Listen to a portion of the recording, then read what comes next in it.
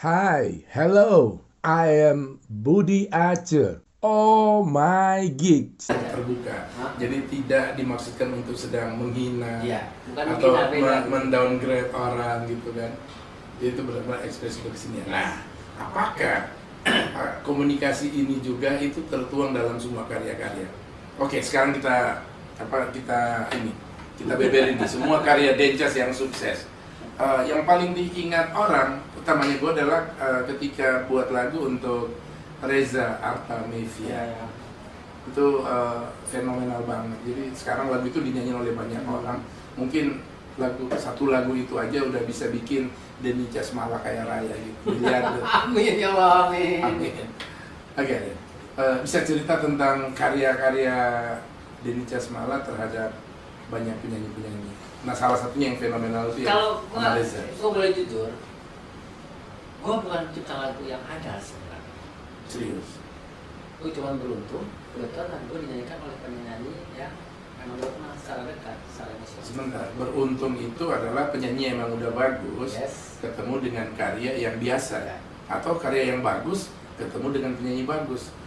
Sebetulnya kalau gue nggak bisa bilang itu bagus, karena gue memang kenal mereka dari awal sebelum mereka bernyanyi atau sebelum berkarir, dan mereka request khusus, misalnya kayak Reza gue kenal dari SMA, Sayanti gue kenal dari zaman dia masih asli bagus. Beruntung teman gue ngajak gue, mempercayakan gue untuk buatkan sebuah lagu. Lagu gue gak banyak, itu lagi. Kalau bisa disebut yang paling mengesankan untuk Denny Casmala Casmala adalah sendiri, gue gak pernah hafal judul lagunya. Karena buat gue setiap gue menciptakan gue anggap ya udah, apa harus gue banggakan, karena masih ada proyek lagi yang akan lebih penting sih buat gue. Tapi kan itu sejarah. Sejarah buat orang lain mungkin, buat gue enggak. Buat gue bermusik itu kayak lo hidup aja udah. Ngalir. Ya udah lewat ya. Artinya, Gue mau bangga sama karya gue, apa yang mau dibanggain, udah lewat. Kalau udah gue bangga terus ngapain lagi? Ya gue harus bekerja terus, berbuat baik, bikin lagi yang lebih bagus lagi. dalam konteks industri kan karya-karya itu berbuah royalti, ada income buat keluarga, income pasif. Ya kalau kita, mungkin kalau orang bilang bahwa sudah kaya Pak, tapi buat gue kaya itu bukan seberapa banyak uang yang lo dapatkan. Buat gue kaya adalah ketika punya teman banyak. Kaya adalah ketika orang bilang terima kasih, gue udah lakuin terbaik buat karya gue. Waktu itu kaya buat gue. Gue soal gue. Gue bisa sukses di industri. Gue nggak pernah ngatur gue bisa di industri. Nggak penting buat gue. Gue cuma melakukan sesuatu yang bisa gue buat musik yang baik, berbagi sesuatu buat teman gue, dibayar nggak dibayar ya udah best lah. Karena gue percaya ada rezeki besar dan rezeki kecil. Apa yang disombongkan dari profesi gue? Tapi gue bangga ketika orang bilang terima kasih ya lu udah bikin gue yang bagus, alhamdulillah. Itu buat gue penting. Itu kaya buat gue. Wow. Guys, nggak salah kalau gua memilih dari sekian banyak seniman sejati, salah satunya adalah Denny Casmala. Ini adalah sosok seniman sejati. Baru dikit nih yang dicerita nih. Kalau gua ngulik panjang lebar, gimana Mas Ais? Kalau gua ngulik panjang lebar nih bakal keluar semua. Oke. Reza Artamevia, Krisdayanti, siapa lagi yang paling? Ada Titi DJ juga banyak. Titi DJ. Terus Santi mantan VJ MTV. Iya. Penyanyi cowok juga ada. Glenn juga ada. Glenn Fredly. Terus almarhum Ricky Emerald tuh. Oke, Ricky Johannes. Ricky Johannes.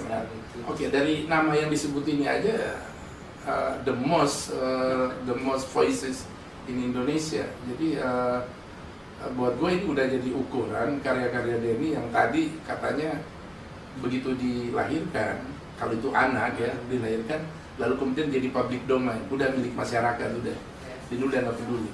Jadi selama ini berkarya membuat itu, Denny nggak mikirin, oke ini dinyanyi nama KD, ini dinyanyi nama siapa Reza, nanti akan ada royalti sebesar ini dan sekian tahun kalau dinyanyiin di panggung dapat lagi, nyanyiin di mana dapat lagi. Kan gitu. Tapi itu kan sekarang ngalir ke dompetnya Denny Casmala. Karena kalau tanya, lo tau gak sih jumlah yang gue dapet? Lo gak tau. Jadi pengen tahu. Kalau bilang ngalir arti besar. Berarti kalau kasih lo gue akan dapat uang yang banyak. Iyalah itu kan banyak, nama gede nih. Tapi kalau dibandingin apa yang gue kerjakan, banyak itu bukan dari relatif. Karena gue selalu bilang bahwa gue seorang arranger. Gue dapat uang banyak dari arranger bukan itu lagi. Justru bekerja sebagai arranger itu yang duitnya gede. Termasuk ketika menggarap The Massive. Yes. Gede kok kayak gini, gede buat gue loh, bukan gede dalam aturan Relatif gitu. Tapi itu udah cukup buat seorang Denny Casmala. Dan gue kalau misalnya ngasih budget ke orang tuh nggak pernah yang aku mau gede enggak. Dan gue bisa nego. Kenapa minta segini? Gue jelasin. Dan gue orang yang jujur.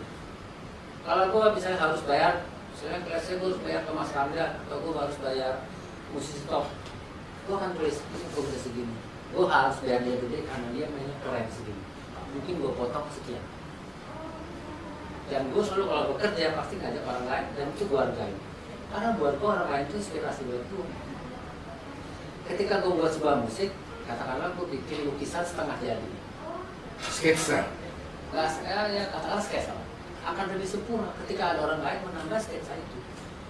Dan ketika dia menambah itu akan membuat gue men-trigger bikin sketsa yang lebih besar lagi. Main gue buat gue harus gue beres. Bisa jadi bayaran buat teman-teman yang jadi player dalam sebuah aransemen. Kadang lebih mahal daripada gue. Serius. Yes. Seni. Karena buat gue kerjasama itu adalah bagian dari membangun sesuatu yang baik sih. Oh thank you udah ngajak gue, oh thank you juga. Gue akan lebih terima kasih ketika orang itu datang tepat waktu dan ngasih yang terbaik. Gue selalu sekian. Mungkin buat dia gede. Tapi buat gue yang lebih beda adalah lo mau kesini, lo ngasih gue ilmu. Itu udah lebih mahal. Wah. Makanya alhamdulillah teman musik banyak banget.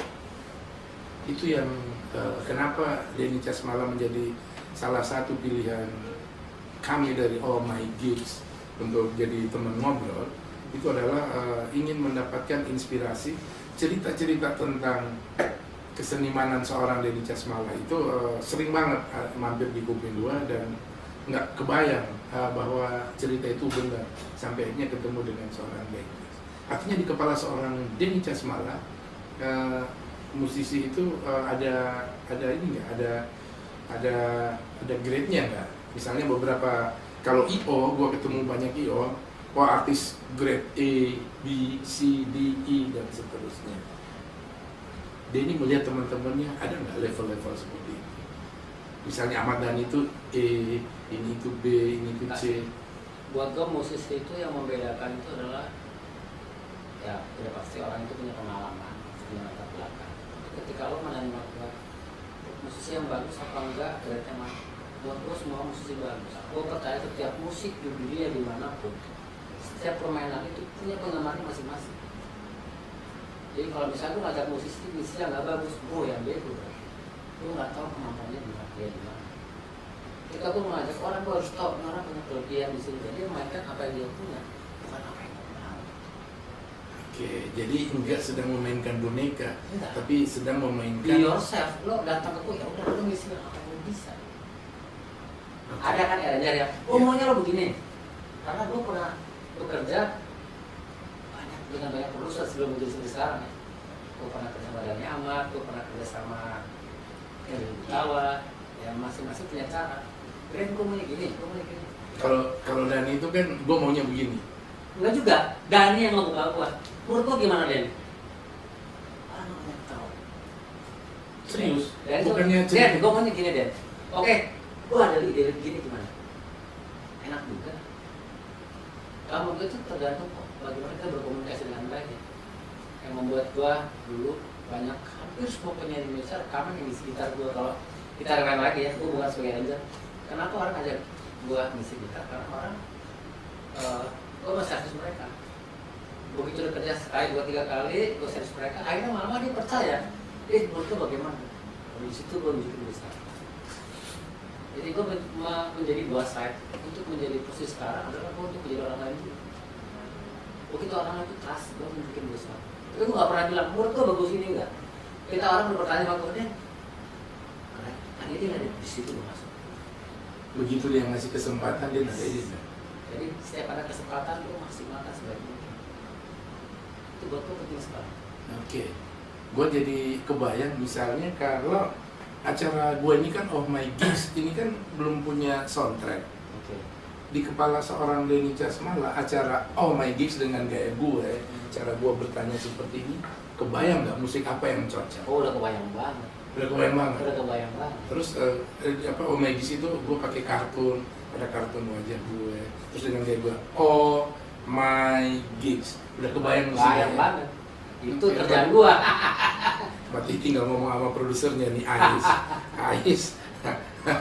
Apa Ais? Asal budgetnya pas sih. Paling nggak gini. Pas tuh nggak lebih loh maksud gua. Paling Pas nggak kan? paling nggak gini. Gue konsultasi dulu ke Ahmad Dhani dan gimana nih apa gue punya soundtrack yang bikin Denny Casmala. Wah bagus tuh. Berarti Dhani yang telepon. Oke. Seperti seorang psikolog ketika menangani pasiennya, dia harus masuk ke pasiennya. Begitulah seorang Denny Casmala nulis lagu. Oke, kita ke poin di mana Denny Sulit kayaknya sulit nih. enggak. Iya, oke. Yang kemarin. Gua jabarin, gua jabarin. Ayo, tenang aja. Banyak narasumber. Gua kalau ditanya sama Budi Aceh jadi capek mikirnya. Ya, gitu. aku siap. Ayo. Nah, iyalah, sama Denny Casmala enggak. Gue cuman ingin mengorek sesuatu yang ketika dikeluarin itu bermanfaat buat banyak orang. Ya, dan gue juga, gue nggak pelit kok. Karena sesuatu yang menginspirasi orang ya kan membuat orang itu lebih baik lah. Itu doa sih. Doa. Kemarin menggarap penyanyi baru, namanya Holly Amazia. Kebetulan gue juga hadir sebagai moderator di acara rilis single itu, dan itu dilakukan di Potlot, gitu ya. Agak ada. Ketika nyampe ke Potlot waktu itu, gue kaget. Tiba-tiba Denny Casmala bilang, "Anjir, gue nih udah lama kenal anak-anak Slank, tapi baru kali ini main ke Potlot." How come? Dia tau, pokoknya gue seneng banget deh. Ini gue kesini, ada yang ngajak. Kan dari dulu tuh nggak, tiap ada yang mau ngajak nggak jadi. Biasanya satu. Tapi kan udah lama banget ya. Ya gue nggak ngerti lah. Ya, pokoknya sebelum gue banyak kerjaan, sebelum tahun 2000 lah misalnya gitu. Tiap temen mau ngajak, begitu mau ngajak nggak jadi ya karena dulu kan lingkungan itu lingkungan yang gesrek lah gitu. Udah belum berangkat udah bela dulu nggak jadi berangkat atau inilah segala macam di sana lagi. Era-era mereka masih itu lah ya, di awan-awan gitu ya. Masih biru sekali lah pokoknya. Iya. Sesuai dengan namanya kan dulu gitu. Pulau Biru. Ya terus ya udah nggak pernah jadi. Begitu gua udah mapan gitu. Gue ketemu anak Slank, gue ketemu kakak, gue ketemu Iva, segala macam teman gue deket. Mau kesana udah susah karena mereka nggak ada kan. Mereka masih touring segala macam. Terus siapa yang bisa ngajak kesana gue ya? Gue pengen ngobrol aja, gue pengen tahu orang-orang seperti apa sih. Kok semua musisi yang gue cek rekaman semuanya lulusan anak Slank. Hampir sebagian besar. Dade dulu, Iya. Cole almarhum, Iya. Ciling itu teman gue. Cole. Gue doang iya. Colek main gitarnya keren. Aduh, suka. Terus si Boris, kan semua anak itu kan. Iya. Banyak sekali. Lu nggak pernah ke Slank, sampai gue malu. Cupu lu gagal banget lo. Gue pengen tapi kapan nggak ada ngajak gue. Pas tiba-tiba setelah sekian puluh tahun akhirnya gue sampai sana. Bahagia banget gue, branding tuh gue. Karena baru nyampe ke Potlot belum ketemu Bing tuh ya. Cuma anak-anak. Belum ya. Gue deket kalau gue dulu cuma dengar cerita foto tiap pasti dari Anang gitu terus sama Koko. Iya Koko. Koko Kidnap. Iya, gue udah Kakaknya kakak.